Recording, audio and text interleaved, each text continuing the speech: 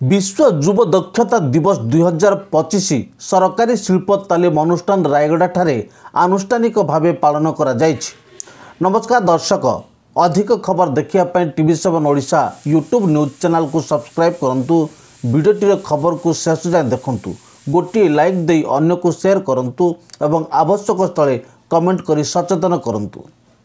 जुलाई 15 तारीख विश्व युव दक्षता दिवस।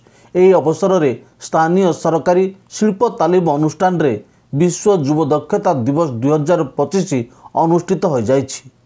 एही कार्यक्रम रे अनुष्ठान छात्र छात्री सहित जिलार 10 गोटी उच्च विद्यालय रे अध्ययन करुवा प्राय 200 जन छात्र छात्री योगदान करथिले।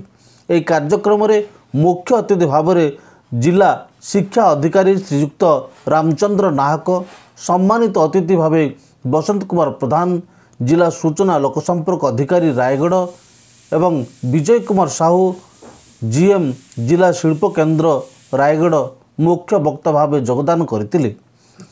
अनुष्ठान अध्यक्ष विनय कुमार बसंत राय अध्यक्षतार अनुष्ठित एक कार्यक्रम में निमंत्रित अतिथि माने प्रदीप प्रज्वलन करी कार्यक्रम शुभारंभ करथिले।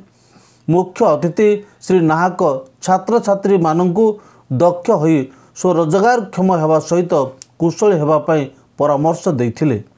मुख्य वक्ता श्री साहू वैषयिक शिक्षा एवं यार उपादेयता उपरे आलोकपात करथिले। अन्य अतिथि वृंद सेमानक मूल्यवान अभिभाषण प्रदान करथिले। अनुष्ठान ट्रेड भित्तिक दक्षता प्रदर्शनी को समस्त अतिथि एवं छात्र छात्री बुली देखिथिले।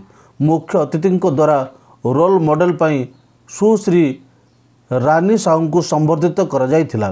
सर्वशेष अनुष्ठान छात्री मानक द्वारा सांस्कृतिक कार्यक्रम अनुष्ठित होइथिला। तालीम सरकारी श्रीयुक्त निशिकांत शर्मा धन्यवाद अर्पण करथिबा बेले श्री संतोष कुमार साहू सभा कार्य परिचालना करथिले। रायगड़ारू टीवी7 ओडिशा रिपोर्ट।